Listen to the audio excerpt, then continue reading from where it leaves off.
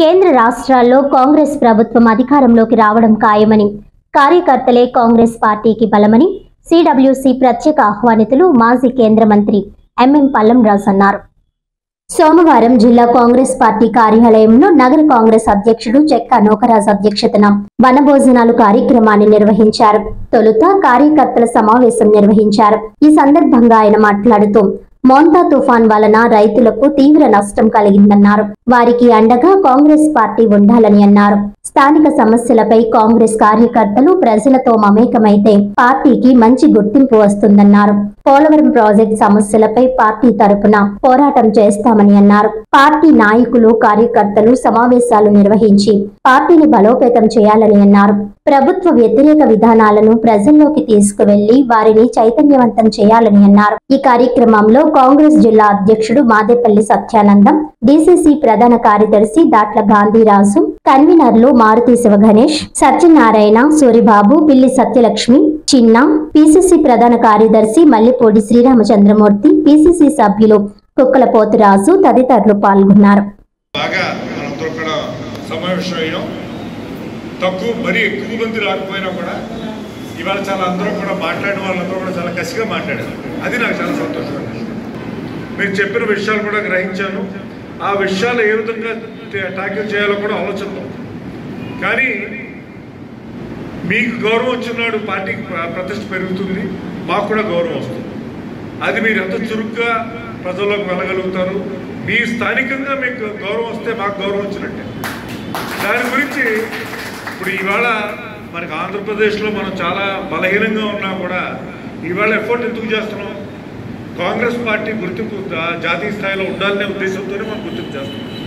ఏనాటికైనా కాంగ్రెస్ పార్టీ మరి కేంద్రంలో ప్రభుత్వం పరిపాలన చేయాలనే ఉద్దేశంతోనే మనం కృషి చేస్తున్నాం. అదేవిధంగా రాష్ట్రంలో కూడా పరిపాలన చేయాలనే ఉద్దేశంతోనే కృషి చేస్తున్నాం. మనం ఉడతాబత్తిగా చేసి ఎప్పుడైతే ప్రజలు గుర్తిస్తారో ప్రజలలోకి ఇంకా చురుగ్గా వెళ్ళగలుగుతాం. ఇవాళ మరి చాలామంది నాయకులు అన్నారు, ఇవాళ రెండు పార్టీలు పరిపాలన చేసాయి స్థానిక రీజనల్ పార్టీస్, దానికంటే కాంగ్రెసే బెటర్గా అనేది వినిపిస్తుంది మనకి ప్రజల్లో. కానీ మనకి రిసోర్సెస్ లేక, మీడియా పవర్ లేక మనం ఇంకా చురుగ్గా వెళ్ళలేకపోతాం. కానీ ఆ రోజులు రావాలి, దాన్ని కృషి చేయాలి. ఆ మొమెంటం ఆటోమేటిక్గా వస్తుంది. మీరు ఎప్పుడైతే ప్రజల్లోకి వెళ్ళి చురుగ్గా పనిచేస్తారో, మాట్లాడతారో, మీ నడవడిని బట్టి ప్రజలు దగ్గర అవుతారు. దానికి మొమెంటం మెల్లిగా పెంచుదాం. ఇప్పుడు ఈ తుఫాన్ తర్వాత రైతులకు సమస్య వచ్చింది, షర్మిల గారు వెళ్తున్నారు, ప్రతి చోటకి వెళ్తున్నారు. దాన్ని బట్టి కూడా కొంచెం స్పందన వస్తుంది. ఆ విధంగా స్థానిక సమస్యలు ఏమున్నాయో మనం గుర్తించి వెళ్ళినాడు ఇంకా బాగా ప్రజలు మనల్ని పార్టీని గుర్తిస్తారని నమ్మకం నాకుంది. అంచెలంచెలుగా పెంచుకుందాం. చాలా సూచనలు ఇచ్చారు సోదరులు నంబరు. అయితే అంచెలంచెలుగా మనం వెళ్దాం. మరి ఒకళ్ళు చెప్పినట్టు ఇవాళ మీడియాలో జిల్లాలో సీనియర్ చాలా యాక్టివ్గా ఉన్నారు. అదేవిధంగా స్థానిక ఇష్యూస్ టేకప్ చేస్తూ మనం ఎప్పుడైతే స్థానిక ఇష్యూస్ టేకప్ చేస్తూ మీడియాలో కవరేజ్ వచ్చిందో, ఓహో కాంగ్రెస్ వాళ్ళు యాక్టివ్గా ఉన్నారు అన్నమాట వస్తుంది. అది మరి రావాలని, దాని గురించి మనందరం కూడా కలిసి కృషి చేయాలని కూడా అందరూ కూడా సమూహంగా కోరుకుంటున్నాను నేను. ఇవాళ ఎన్నో ఇష్యూస్ ఉన్నాయి, జిల్లాగా చూసుకుంటే ఎన్నో ఇష్యూస్ ఉన్నాయి.